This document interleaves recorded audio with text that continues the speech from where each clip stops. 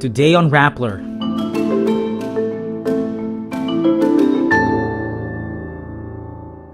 A Rappler investigation finds Alice Guo's Chinese business partners linked the Philippines to transnational crime.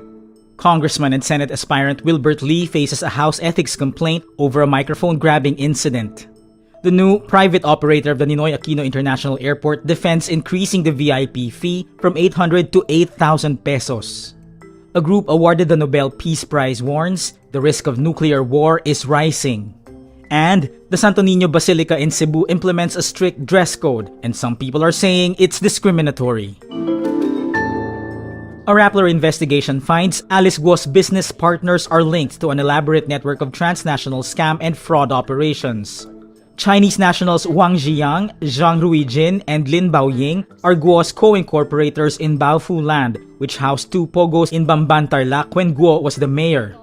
Wang Ziyang is wanted in the Philippines for human trafficking and in China for cross-border gambling.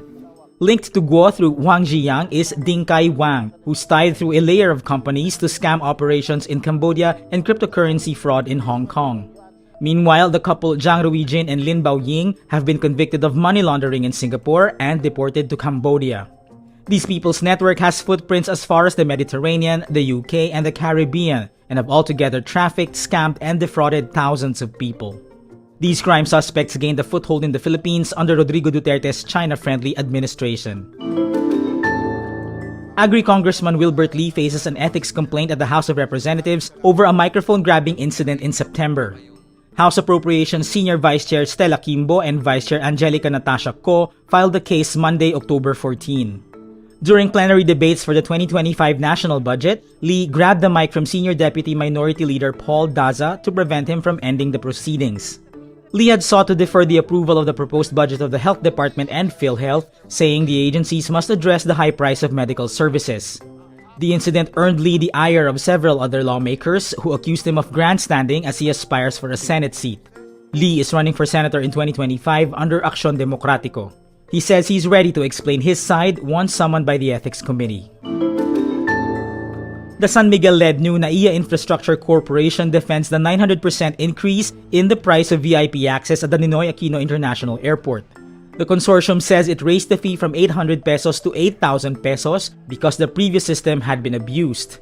It says the original fee, quote, allowed virtually any passenger to avail of these privileges. Under the new VIP service protocol, the NNIC says VIP services will still be free for high-ranking government officials, foreign dignitaries, and officials with, quote, critical responsibilities to the nation. Services and assistance for persons with disability will also remain free. The new airport operator recently tripled overnight parking fees for cars from 300 pesos to 1,200 pesos. The private-led NNIC won a 15-year concession to manage NAIA, tagged as one of the world's worst airports. Leaders of the group of atomic bomb survivors awarded the Nobel Peace Prize warns the risk of nuclear war is rising, renewing their call to abolish nuclear weapons.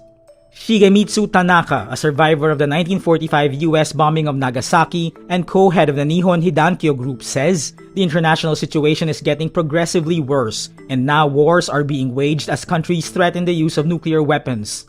Tanaka says, I fear that we as humankind are on the path to self-destruction. In awarding the survivors, the Norwegian Nobel Committee highlights the devastation of the atomic bombings of Hiroshima and Nagasaki. The committee says the group's endeavors have critical importance in the world today. Russian President Vladimir Putin signaled last month that Moscow would consider responding with nuclear weapons if the US and its allies allow Ukraine to strike Russia with long-range Western missiles. Administrators of the Basilica Minore del Santo Niño de Cebu and its Augustinian friars implement a strict dress code, barring entry to those in, quote, inappropriate attire.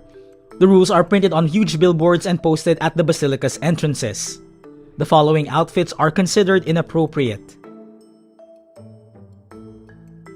The basilica administrators also say they will no longer lend shawls to visitors whose attire may be considered inappropriate. The new dress code draws mixed reactions from locals and tourists. Some say violators deserve to be turned away, while others say the policy might be discriminatory to the poor. The Augustinian friars say the policy is designed to maintain the solemnity of the worship space and will align with practices observed at other churches and shrines both locally and internationally. And that's today's wrap. I'm JC Gutinga. Thank you for watching. Click the link below for the full story. Follow us on Rappler's YouTube, Facebook, X, Instagram, and TikTok.